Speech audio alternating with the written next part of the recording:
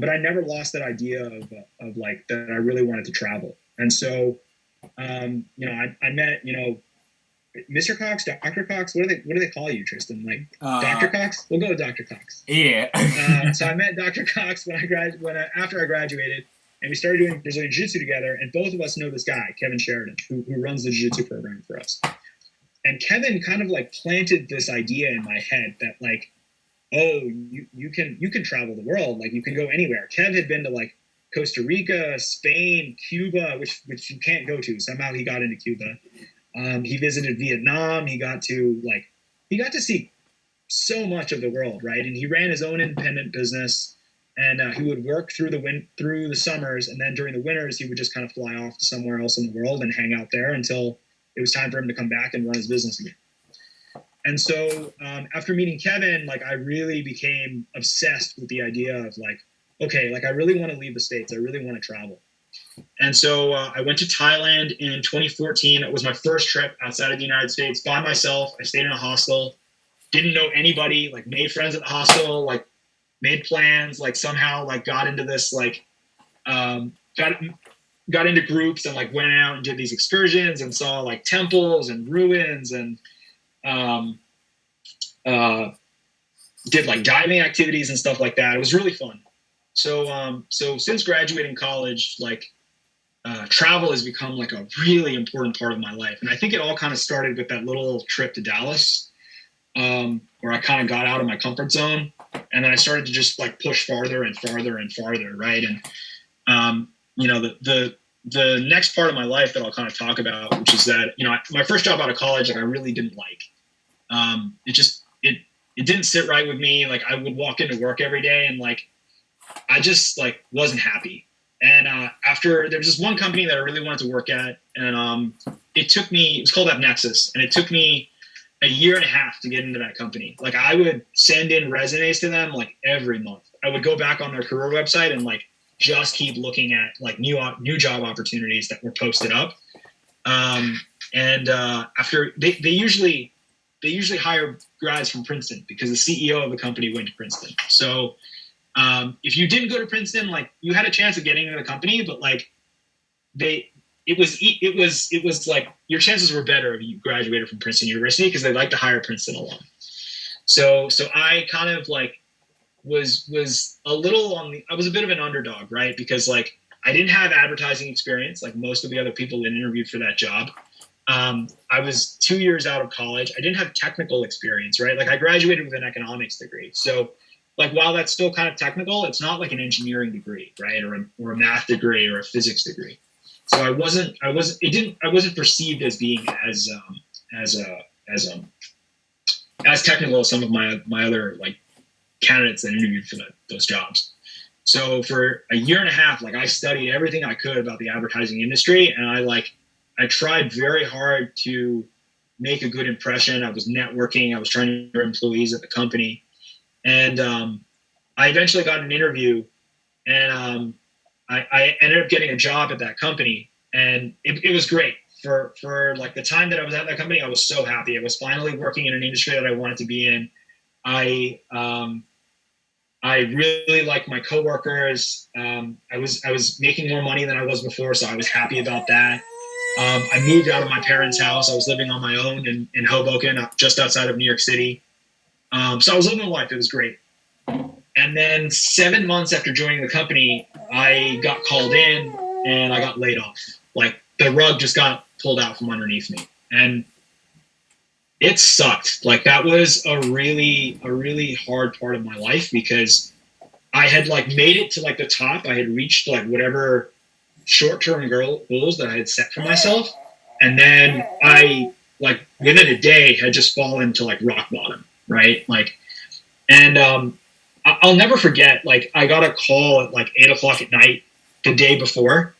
And I just gotten out of the gym and I called my manager back and he was like, oh, well, I need you to come in tomorrow, but I need you to come at 9 a.m. Don't come any earlier than that. Come in at 9 a.m. And we just need to have a conversation. I was like, well, can you give me any more information? He said, no, unfortunately I can't. So I started calling my friends, and some people had been asked to come in later. So I realized that like, okay, this is probably not going to end well. I think I'm going to get laid off. So this is where that travel experience kind of comes in. So I started looking up one-way tickets to Southeast Asia that night. And I was thinking about like, okay, I have this apartment. I signed a lease. I got to get out of my lease and move all my stuff back to my parents' house, buy a one-way ticket, and then get out of the country.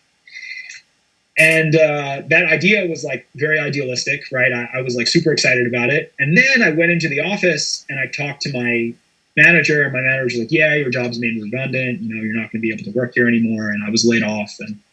And that sucked. It really sucked. And like, I walked out of that room and I was like, all I wanted to do was sit in my apartment. Like, I didn't want to talk to anybody. I was ashamed because I was 25. Like, how am I going to get laid off? Like, that doesn't make any sense. Like, I felt like I had failed, right? Through no fault of my own. I felt like I had failed. And I was really embarrassed. And one of the things, hopefully, you know, most of you never have to go through this, but if you ever get laid off, right, like you can collect unemployment benefits, right? But like in my viewpoint, right, like a 25-year-old, like I just graduated college, like I felt like I wasn't entitled to that, even though I was paid for unemployment. I felt like me taking that was like shameful because I went to college and I did all the right things and like I everything should be fine. Like this doesn't feel fair to me. So I was like really depressed for like a month and a half. And then on top of that, like my roommate stole money from me too. So like I had to deal with that too, which was awful. And I remember going up to the CEO on that last day and like I talked about this before, right? Like how you make other people feel is like it's something that really sticks with people, right? And so I could have been really angry, and I was, but like rather than going up to the CEO and telling him like, oh, like I hate this, like this shouldn't have happened to me, this wasn't fair, like you know I blame you, and I didn't do that. Instead, what I did was I told the CEO that look, I've been laid off. I don't know if you know, but the managers that I had here at this company were awesome to work with. I learned a ton from them. They really embody the culture of this company, and I wouldn't want to be managed by anybody else. Like they went above and beyond for me in every opportunity that they could have. And if there's ever an opportunity for me to come back and work at AppNexus, I would really love that. And I'll talk about later like why that's important, right? But yeah, those are my last words to the CEO, and then I left, and I was depressed for a month and a half, and then finally, right, like I got all my stuff sorted, and I booked a one-way ticket to Peru, and I left January 14th, I think, or January 16th of 2017. So I spent 6 months from January until June of that year traveling through South America. And I've started in Peru, went to Colombia, Costa Rica, Panama, back to Colombia, then down to Ecuador. Spent a month in Ecuador. Was like probably one of my favorite countries that I visited. And then I got to Brazil, and I spent I thought I would only spend a month in Brazil, but if you look at a map, you'll realize that Brazil it's a gigantic country, and it's even larger when you get there. So I started in the south and thought like, okay, I'll get to the north by within 30 days. Shouldn't be that bad. And I found out there was so much stuff to do that I ended up spending 2 months in Brazil. And then after that, you know, I went back to Colombia, spent a little time there, and then came back home to the States. But yeah, I mean, if I had never been laid off and, you know, I hadn't gotten that break in my career, I never would have had that opportunity to travel. Cause like, it's easy. It's much easier to be like, let go from your job, or it's much easier to take time off from your work when like you don't have work. Right. But if you have to make an active decision to say like, okay, I am not going to get paid for this amount of time, and I am going to quit my job, even though they still want me to work there, I'm going to quit. I'm going to leave for an extended period of time, and I'll tell you when I'm ready to come back. Like that, most people don't do that, right? Like it takes a lot of guts. So I actually had it kind of easy, right? Because like I didn't have a job, so I could. so that part was pretty awesome. And yeah, I spent those 6 months in South America were like a really good, it was a really good growth time in my life because I got to reassess what I really wanted. And I actually kind of oddly enough, like I got a call from Google to interview for a position. And the timing of this was insane because they sent me an email the day before my flight to Peru. So I was like, all right, am I really going to cancel? I've set my goal on that I'm going to be traveling for 6 months or a year or whatever. Am I really going to give up that dream to go work at Google right now? And so I thought, okay, this is what I'm going to do. I'm going to fly down to Peru. I'll take the interview from a hostel. And then if I get the interview, great. I'll come back and do the in-person one. And if I don't, I'll just keep traveling. So I ended up, taking the interview from a hostel, and the hostel had really bad Wi-Fi, and I logged into the interview late. Don't log into an interview late ever. Like if there's a mistake that like a cardinal rule of interviewing is always show up early for an interview. And I showed up 15 minutes late to a 30-minute interview, and like I was in a hostel. There were people walking in and out of the room. Like it looked very unprofessional. It was just bad. It was bad. And so, big surprise, I didn't get a second round interview. They didn't want to talk to me anymore after that. And I was bummed about it for like a day. And then I was like, well, you know what? Like, if I really want to get into Google, like, I'll make that opportunity happen. But for right now, like, I'm focused on traveling, and that's what I'm going to do. And I'm going to put all my effort and focus into that. And when I get back to the States, like I get back to like thinking about a career, I'll worry about that later. So prioritizing that, like what I wanted at that time in my life was really important, because like dropping everything to like just pick up another corporate job for me at that time, like it wasn't what I wanted, and I wouldn't have been happy, right? And I would have never gotten this 6-month experience to travel. So yeah, I ended up like spending the 6 months, came back to the States. And I started messaging some of the people that had sent me emails on LinkedIn about job offers, and I picked up one person. One person I got back to, and we did an in-person interview for a company called Project, which is an amazing company to work for. I loved working there. But I was talking to the HR rep, and we spent 30 minutes of a 30-minute interview talking about Ecuador, because she had spent time traveling there as well. And I realized that like, whoa, like the travel experience, like this wasn't just a personal, this is also big professional growth, because I had like a cultural experience now that I could relate to a lot of other people. But also, I mean, that experience was looked at by travel experience is kind of like it shows that you're curious. It shows that you know how to navigate in uncomfortable situations and adapt, especially with like a language barrier, right? Like if you don't know how to speak the language there, you have to figure out how you're going to eat, how you're going to order, how you're going to pay for stuff, how you're going to like take local transportation. Like it shows that you have grit, right?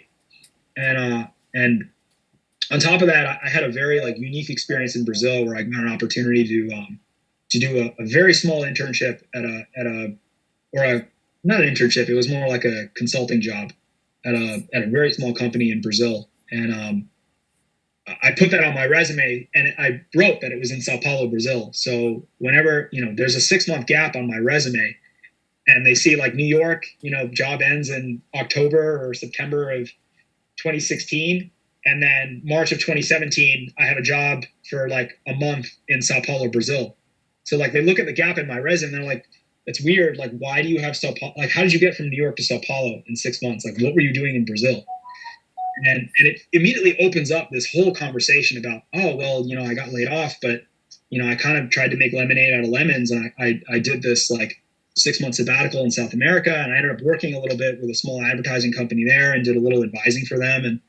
And it's just a great conversation starter. And so, the interview prep was going to be very difficult because I had taken time off from work, but because I had taken time off from work to personally grow myself, it actually helped me a lot. It was a differentiating factor between me and other candidates.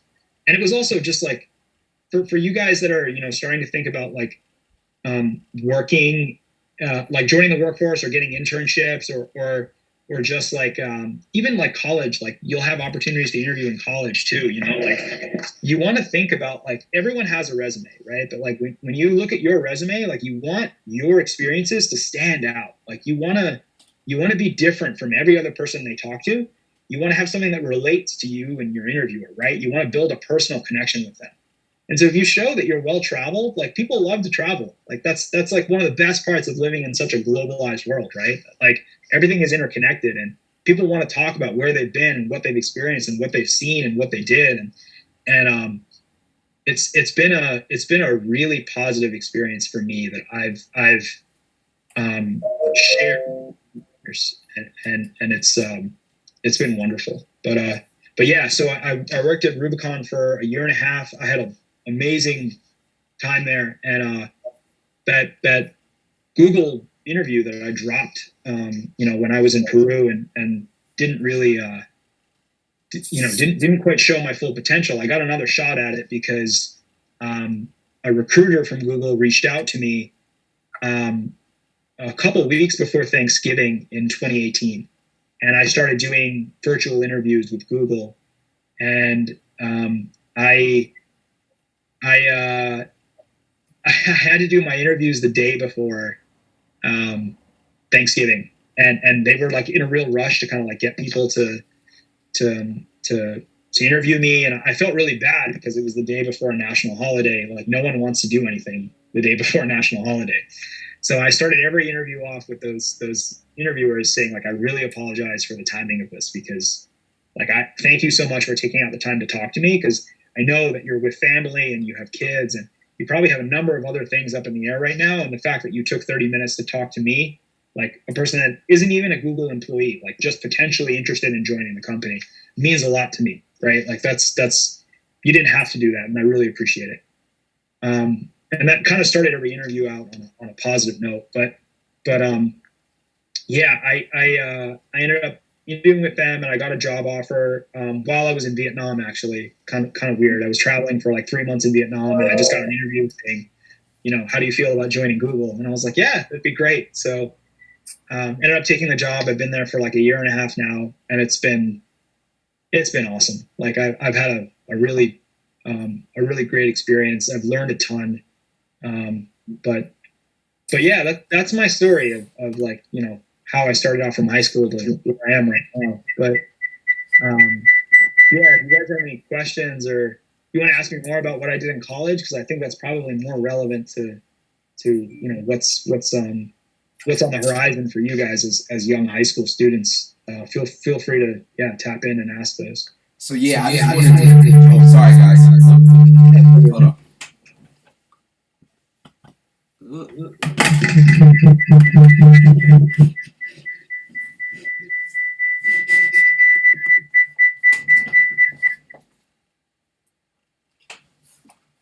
Hello?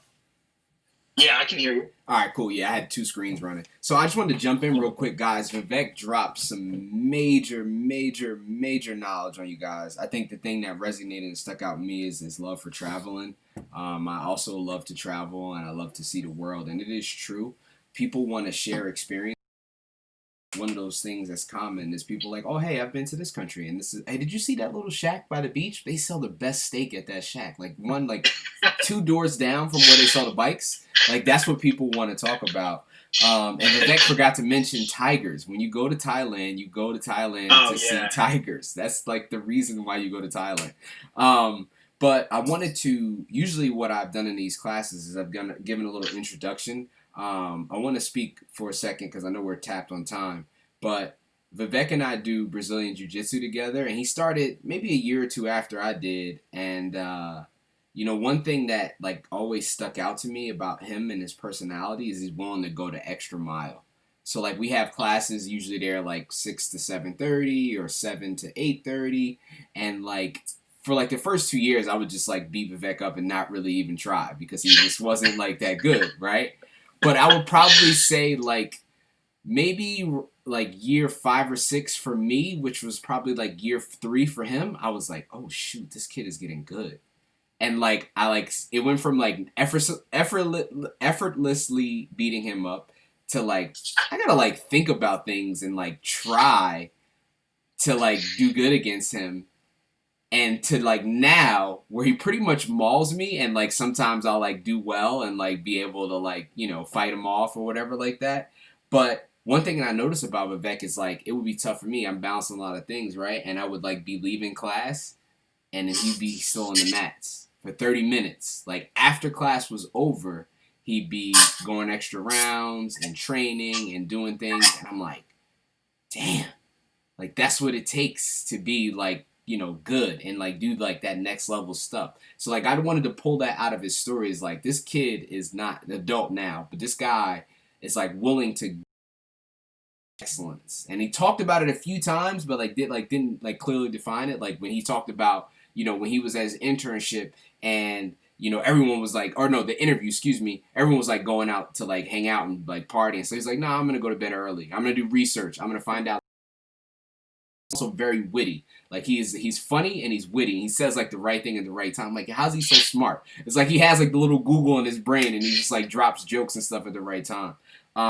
So I just wanted to say that, guys, like be willing to go the extra mile to achieve the things that you want to achieve in life. Because you see right here with this example, Vivek, you know, doing really well for himself, working for Google, well traveled, well cultured. I think, you know, as an adult, one thing that's cool is when you see someone who is well cultured or has a wealth of experience and they can speak to that, you know, versus someone who's closed minded and is like, you know, not that you if you don't travel it's a bad thing, but like people who are small minded, like that's not attractive, right? So class has probably been over for 7 minutes. We still have people in here. Sorry. No, Sorry, dude. guys. Honestly, I'm telling you, the kids get a lot out of this, and it's weird because they're not looking at you; their screens are off. But when we do the feedback, they love it. I want to do two things before we end the call. I want to have Mr. Lewis speak about what he resonated, but before he does that, I want to just hear from like one student, and I'm gonna pick on someone, see who's still here. And then I'll have Mr. Lewis kind of give like some things that he stuck out to him, and then we'll wrap things up. So thank you guys for your patience. Let's either hear from Ashley jumped on the call. Ashley, are you still here? Yeah. So if you could either ask Vivek a question or say something that resonated with you, that would be great.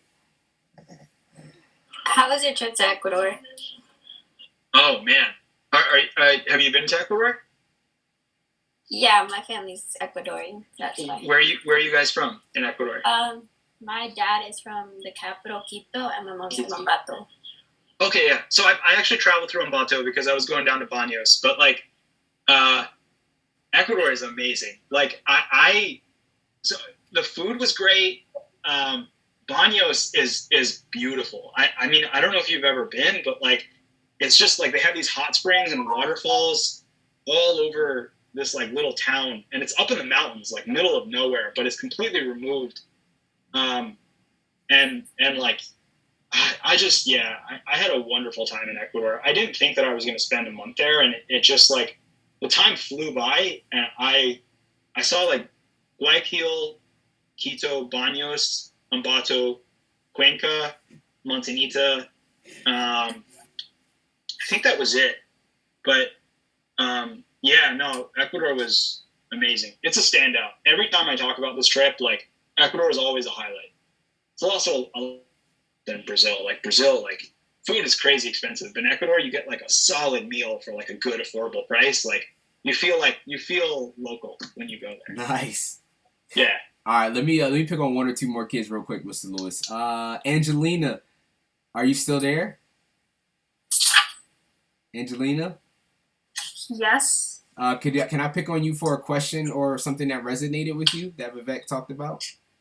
What like resonated with me is like when he was during the interview, for the internship thingy. He chose theater appreciation. Like that really resonated with me because like it's a simple class, but out of that simple class you get like so much out of it. And like while other people were choosing harder classes to seem impressive, he chose that, and like I really appreciated that because it made him like stand out.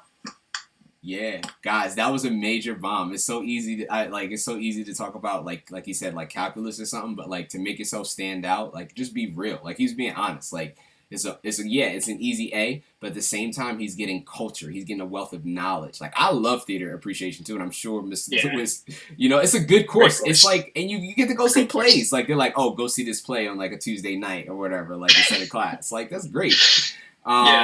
Let's see. Brian, are you still there? Yeah. So could you ask Vivek a question or just maybe state something that resonated with you? I don't really have any. Okay. All right. That's fine. What about Kenya? Yeah. Kenya, you there? Yeah. You want to ask a question or say something that resonated with you? Well, I just liked how, I wouldn't say good things, because a lot of people have that connection. It's like, they started from very little, and then now they have so much that it's like you didn't even think you were gonna succeed so much in life. Yeah, thanks, Ken.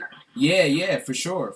Thank you. I think, they've all been dropping gems, but I think, one common theme is just like, even when you meet a wall of failure, to like, that's not the end all be all. It's one end all be all, and that's death. But besides that, like, he lost his job and then he traveled for 6 months. You know what I mean? I mean, it doesn't have to be travel, but like, I don't know. Mr. Lewis, you want to share some things that stuck out with you before we wrap up?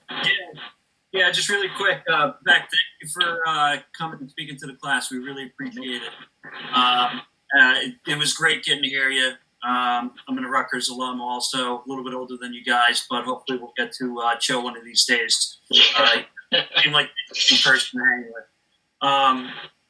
You do things that resonated constantly throughout your time that you spoke with the students, and if I can just recap them because I found them important.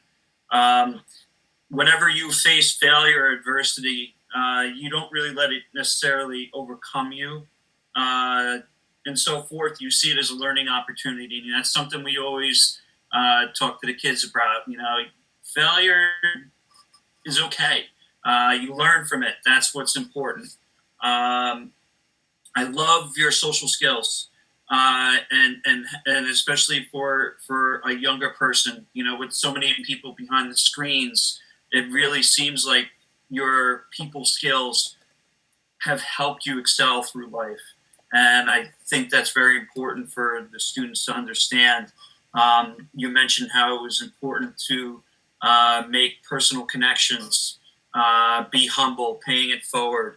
All of which I think are really, really good things to hear for them. Traveling, building your life resume through personal experience is awesome. Never be late. I love that because it's so true. And the biggest one, I can go on and on. I got about 4 pages of notes from when you were talking, but probably the biggest one, which I think was one of the students, maybe Angelica, but make yourself stand out in life.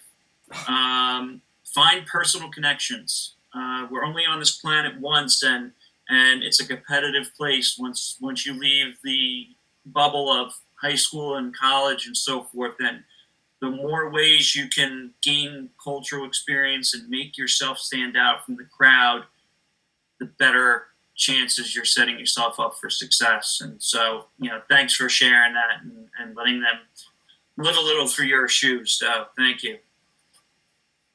Thank you very much. Appreciate the opportunity to talk to you guys. But, yes. Yeah, I mean, go ahead, Vivek. If you guys want to connect at any point in the future, happy to do another one or come in and meet the guys in class, like when you guys are back in school and everything's back to normal. But yeah, really appreciate it, Tristan and Mr. Lewis. Thank you very much. Dude, thank you, man. Thank you. I just want to tell you, like, it's a testament to your story, your ability to engage people. Your story is amazing because, I mean, to have, 14 or 15-year-olds listening, we tested the fact that they were listening by, like, asking them those things, and they were able to say, hey, when you said this and when you said that, like, they're not just sitting there.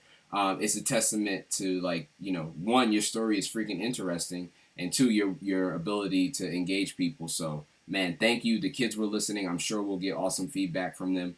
guys, we have a few more speakers scheduled for next week, and then we're going to wrap things up with the end of the school year. But Vivek, thank you from the bottom of my heart, man. I appreciate you, and I look up to you. I don't surround myself with people that I don't look up to, because I feel like people naturally make you better in some way. Even if you're like, oh, go to Brazil, and then I go to Brazil and have a great time. So, like, I look up to you. If I haven't said that before, I'm saying it now. I admire you. I admire your dedication to the sport of jiu-jitsu and for kicking my butt. I appreciate it, Tristan. To be honest, so I didn't know about the tiger thing until Tristan told me about it. Like a couple days before I was leaving for Thailand. He was like, yeah, you can pet tigers there. I was like, oh, really? And then I think you sent me the link to Tiger Temple before I left. I was like, okay, I got to do this when I'm in Thailand. And then Tristan went like a year later and was like, oh, yeah, like you did what I told you to. And I was like, yeah, it's to your credit, 100%. Dude, thanks, man. But yeah, guys. All right, we'll see everyone. See you. Thanks, Vivek. All right, Lewis, Take care. I'll stay on Thanks for again. a second. Bye. Thank you. Have a good day, guys. Lewis. That was great, man. He's a good kid. Dude, he's so funny. He's so funny. I gotta tell you a funny story, which I wouldn't say in front of the kids, but so in 2016, we actually went to California together to compete in this jiu-jitsu competition. And this was like after the tournament. We both lost first round, but these are like the best of the best in the world. So we rented an Airbnb in Santa Barbara. So it was like we